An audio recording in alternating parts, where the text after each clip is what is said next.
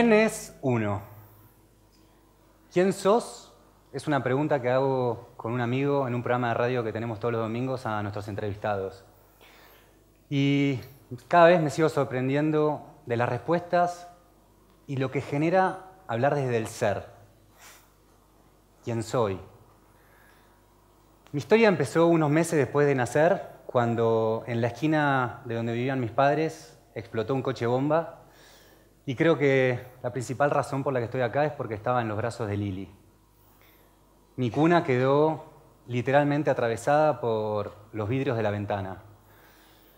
Y creo que tal vez por eso la vida es un regalo y elijo vivirla agradecido.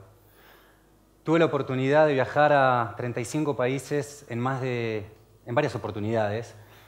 Y lo que hacía siempre cuando volvía, sobre todo en el avión de vuelta, era un ejercicio en el que decidía cómo quería vivir mi vida. De esos viajes, qué aprendizajes quería tener conscientes y cuáles de mis características las quería correr hacia un costado. Vivimos en un mundo en el que hay 7.000 millones de habitantes. Imaginémonos que son 7. Uno no va a tener las necesidades básicas cubiertas. Ese uno representa a la población de todo el continente americano. Cada día se mueren 50.000 personas de hambre. Eso es una cancha de fútbol llena de hinchas. El tema es que no es necesario que vivamos solamente con esa información.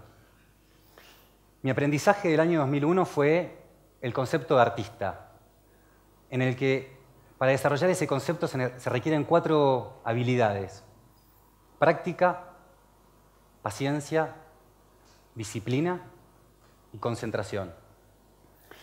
Ese concepto lo puse en práctica en el 2007, cuando tuve la oportunidad de competir en el primer Ironman. Para el que no sabe, un Ironman es una competencia de 226 kilómetros, en el que nadás casi 4 kilómetros al principio, 180 kilómetros en bicicleta después, y terminás con 42 kilómetros corriendo. Cuando estaba en la largada, en ese 2007, en una playa, con los pies en la arena, sentí orgullo, porque sabía que había hecho lo que tenía que hacer para poder hacerlo. Algo parecido sentí 2 semanas atrás cuando corrí mi primer ultramaratón de 90 kilómetros en la selva misionera.